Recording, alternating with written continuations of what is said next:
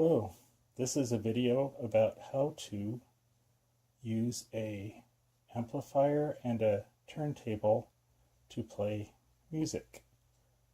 Currently there's a lot of albums in vinyl that are coming out, and people are rediscovering the sound quality of an analog source fed through an amplifier.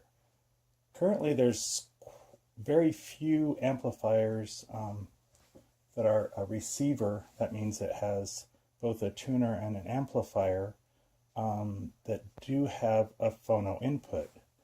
The phono input is necessary to use the turntable without additional equipment.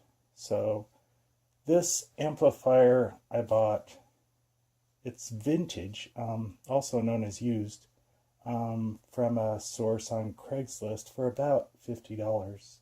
You may spend more or less depending on what kind of features you might need. The important thing is that it has the phono input. Sometimes it's this little twisty thing, which is pretty easy to attach. You can hear what it sounds like without it. Or sometimes it's a screw that you'll have to get a screwdriver and tighten it to the ground lug. These other two wires are the sound coming out of the turntable. So there is, the top one is the left channel and the bottom one is the right channel. You'll need to put those firmly into the RCA jacks under the one that says phono. It says phono right here. This is the back of the receiver. The important connections that you'll need are these three wires here, which come from the turntable. This is very important. You need to put the ground lug into a grounded point on your receiver. Otherwise you'll get a horrible buzz when you're trying to play music. Sometimes it's this little twisty thing, which is pretty easy to attach. You can hear what it sounds like without it. Or sometimes it's a screw that you'll have to get a screwdriver and tighten it to the ground lug. These other two wires are the sound coming out of the turntable. So there is, the top one is the left channel and the bottom one is the right channel. You'll need to put those firmly into the RCA jacks under the one that says phono. It says phono right here. The other connection you'll need is a connection from the amplifier to your speakers. So the receiver needs to have the signal going to the speakers to amplify the sound. This one is connected to channel A, and there's 4 different lugs on the top for A. The right channel is here. It has R on the bottom, and I don't know if you can see that, but it says R, and there's a plus and a minus. So the plus is normally, what I do is make sure it's red, and the minus is the black.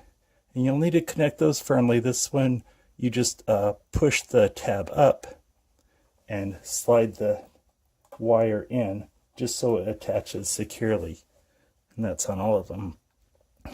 The important thing to remember is whichever one you plug it into, you need to make sure the red goes into the red left speaker and the black goes into the black jack on the back of the speaker.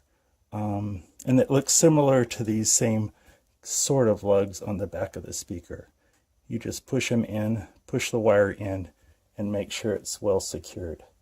With my thumb and my other fingers onto the hole. You can see through the hole, so you can line it up with the pin that comes off the middle. Make sure it's firmly in place on the turntable's rubber mat.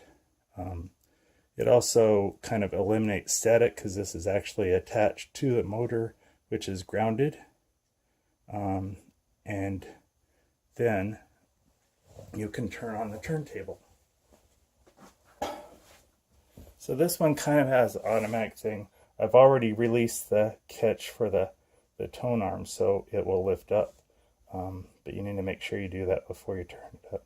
Then I lift the tone arm up. It only comes up a small bit, but it's enough so it won't touch the record player. When I get it close to the record, it automatically turns on.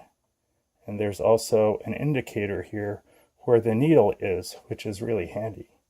And then you just lower it down onto the record, and it starts.